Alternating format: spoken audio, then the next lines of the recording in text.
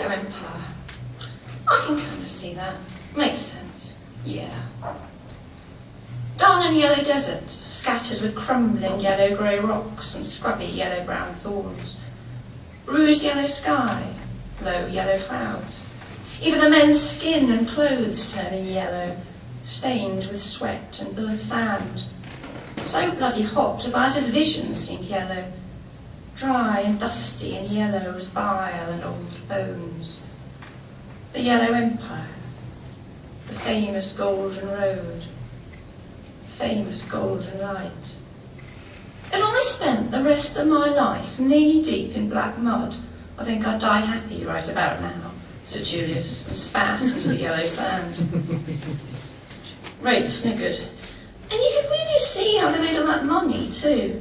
Valuable thing, dust. Though I'm still kind of clinging to it being refreshing change from cow manure. Yeah, I've been thinking about that myself, too. If this is the heart of the richest empire the world has ever known, I'm one of Rate's cows.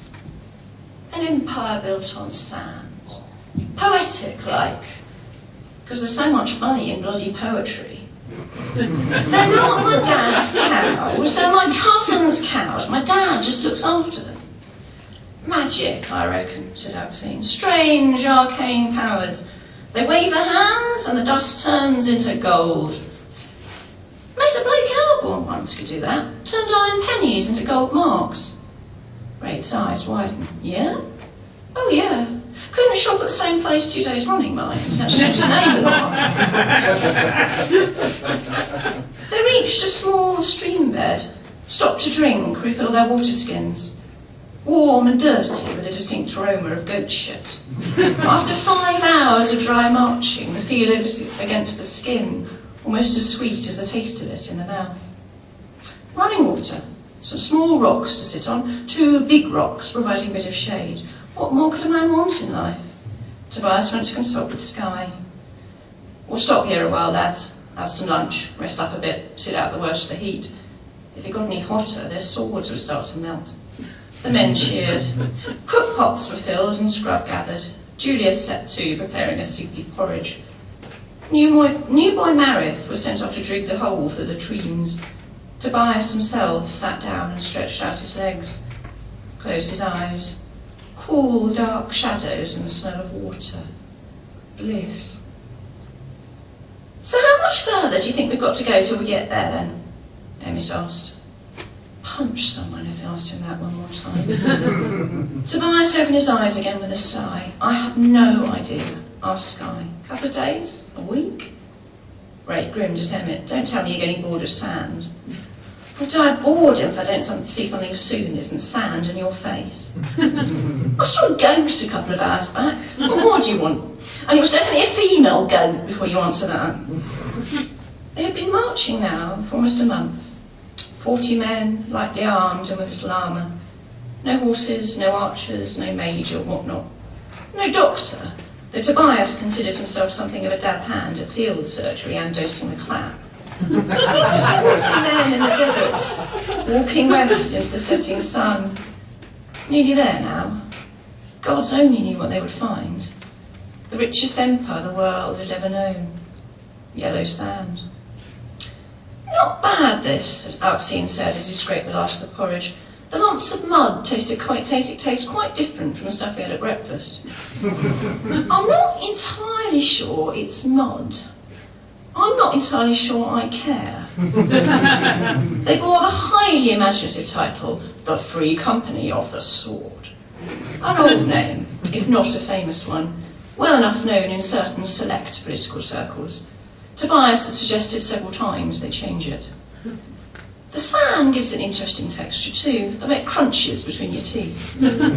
You said that yesterday, and I'll probably say it again tomorrow, and the day after that. I'll be an old man and still be picking bloody desert out of my gums. And other places. That, my friend, is not something I ever want to have to think about. Everything reduced to incidentals by the hot yellow earth and the hot yellow air. Water, food, water, rest, water, shade. Tobias sat back against a rock, listening to his men droning on, just as they had yesterday, and the day before that, and the day before that. Almost rhythmic, like musical. A nice, predictable pattern to it. Backwards and forwards, backwards and forwards, backwards and forwards. The same thinking, the same words. Warp and weft of a man's life. Rate was on form today. When we get there, the first thing I'm going to do is to eat a plate of really good steak. Marbled with fat. The bones are all cracked to let the marrow out. Maybe some juicy hot bread and a few mushrooms to go with it. Mop up the juices. And it snorted. The richest empire the world has ever known, and you're dreaming about steak. Death or a good dinner, that's my motto.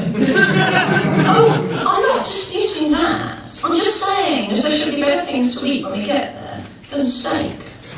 Better than steak? Nothing's better than steak. As before said to the holy man. I thought you'd be sick of steak, great lad. You'd have thought wrong then. You know how it feels, looking after the bloody things day in, day out, and getting to actually most solid eat them. As the holy man said to the poor. Tiredness was setting in now. Boredom, fear. They marched and rumbled, and it was hot, and at night it was cold, and they were desperate to get there, and the thought of getting there was terrifying, and they were fed up to buggery with yellow dust, and yellow heat, and yellow air. Good lads, really, though, Tobias thought. Good lads. Annoying the hell out of him and about 2 bad nights short of beating the crap out of each other, but basically good lads. He should be proud. The Yellow Empire. The Golden Empire. The Sunny Empire. Sunny's nice and cheerful.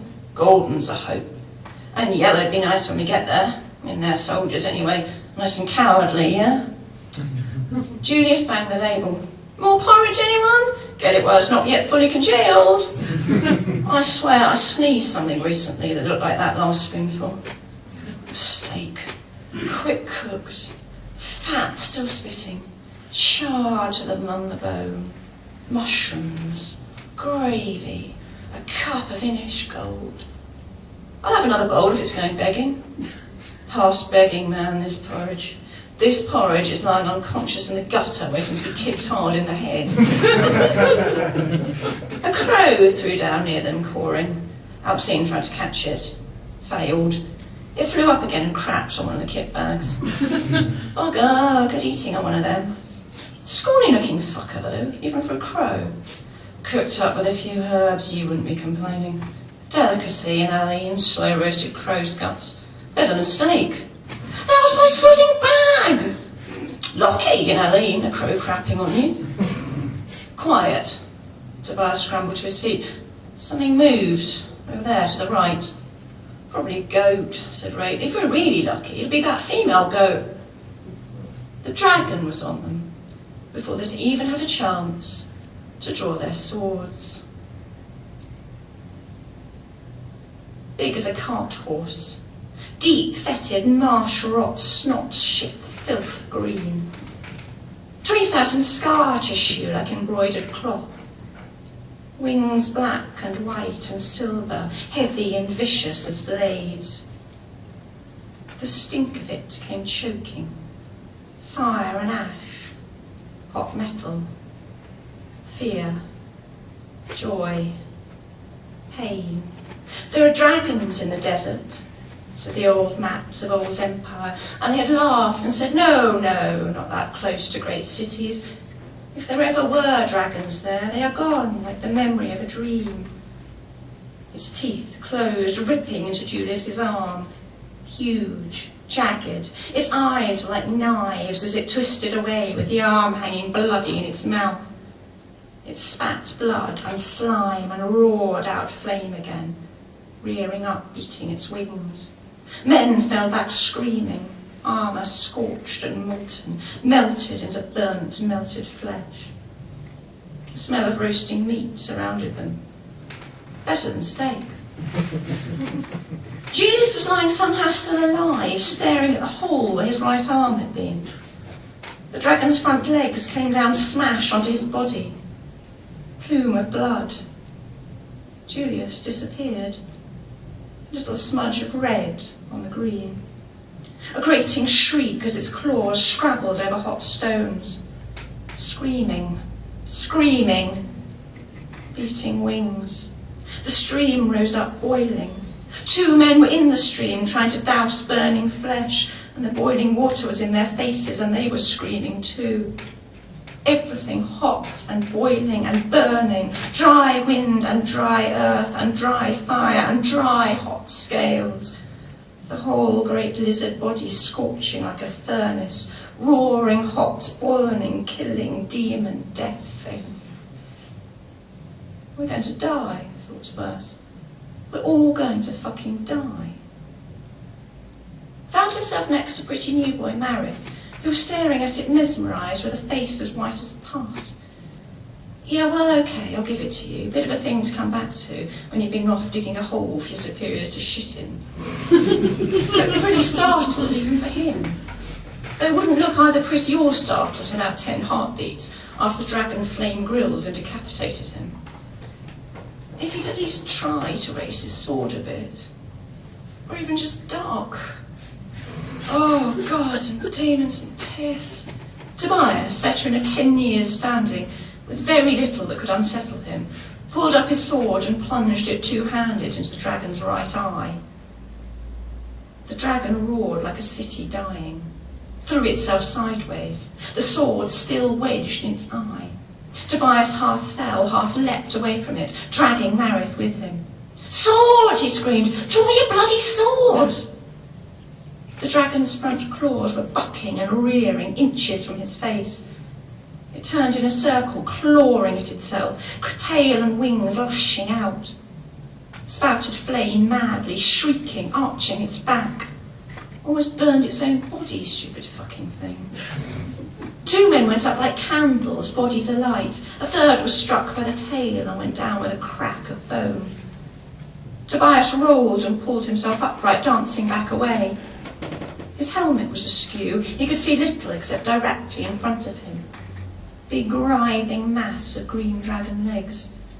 He went into a crouch again, trying to brace himself against the impact of green scales. Not really much point trying to brace himself against the flames. A man came in low, driving his sword into the dragon's side, ripping down, glancing off the scales, but then meeting the softer underbelly as the thing twisted up. Drove it in a long, tearing flesh. Black blood spurted out, followed by shimmering white and red unravelling entrails. Pretty as a fountain.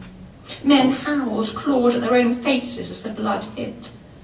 And now it had 2 swords sticking out of it, as well as its own intestines, and it was redoubling its shrieking, twisting, bucking in circles, bleeding, while men leapt and fell out of its way.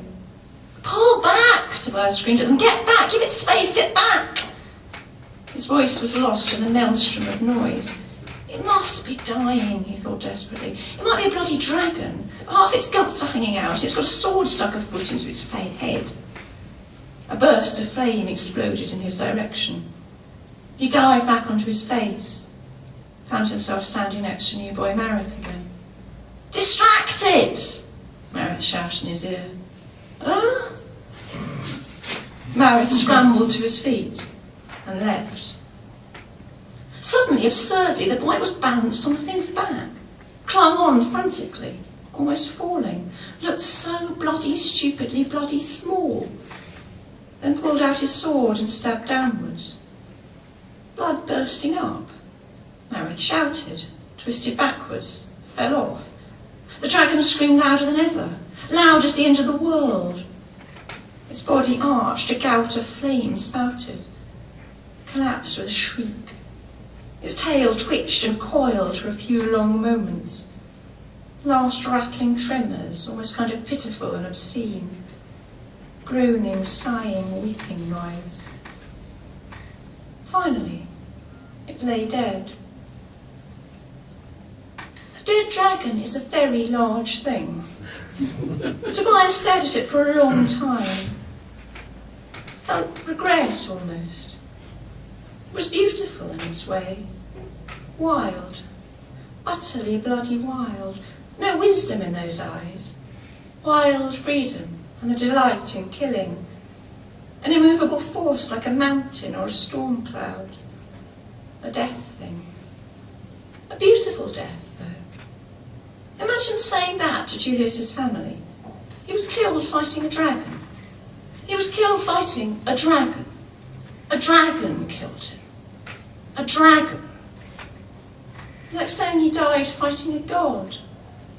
They were gods in some places. Or kin to gods, anyway. He reached out to touch the dark green scales. Soft. Still warm. His hand jerked back as if he'd burned. What did you expect, he thought? It was alive. A living creature. Of course it's bloody warm and soft. It's bloody flesh and blood. It should be stone, or fire, or shadow. It wasn't right somehow that it was alive and now it was dead. That it felt no different now to dead cattle, or dead men, or dead dogs. It should feel different, like the pain of it should be different. He ached the same way he did after a battle with men, the same way he did the last time he got into a fight in an inn. Not right. He touched it again, to be sure. Crumble to dust, it should, maybe.